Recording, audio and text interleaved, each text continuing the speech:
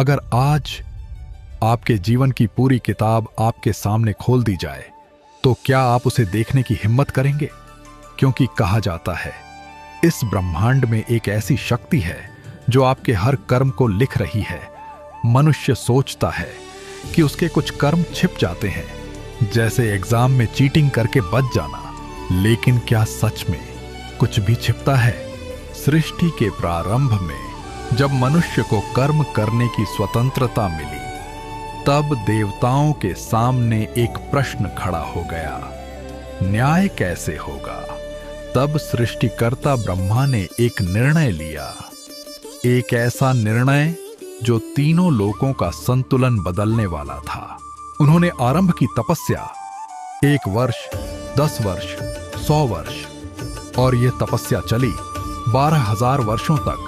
और फिर एक दिव्य प्रकाश प्रकट हुआ। उस प्रकाश से जन्म हुआ एक ऐसे देवता का जिनके हाथ में थी एक कलम, एक दवात और एक अनंत पुस्तक। वह थे चित्रगुप्त। आजकल लोग अपना फोन पासवर्ड भूल जाते हैं, लेकिन चित्रगुप्त आपके कर्म कभी नहीं भूलते। उनके सामने प्रकट हुई एक ऐसी पुस्तक जिसमें लिखा था हर जीव का हर कर्म। और फिर उन्हें भेजा गया उस स्थान पर जहां होता है अंतिम न्याय। जब पहली आत्मा यमलोक लाई गई, तब चित्रगुप्त ने अपनी पुस्तक खोली और उसमें लिखा था उस आत्मा के जीवन का हर सत्य। लेकिन कहानी यहीं खत्म नहीं होती, क्योंकि जब पहली आत्मा यमलोक के दरबार में लाई गई तो जो हुआ वह किसी ने सोचा भी नहीं था।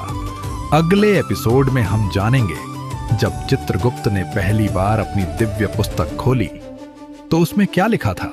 क्या सच में मनुष्य का हर छोटा बड़ा कर्म दर्ज होता है?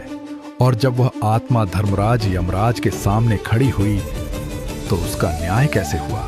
क्या अच्छे कर्म बुरे कर्मों को मिटा सकते हैं, या हर कर्म का फल अलग अलग भुगतना पड़ता है?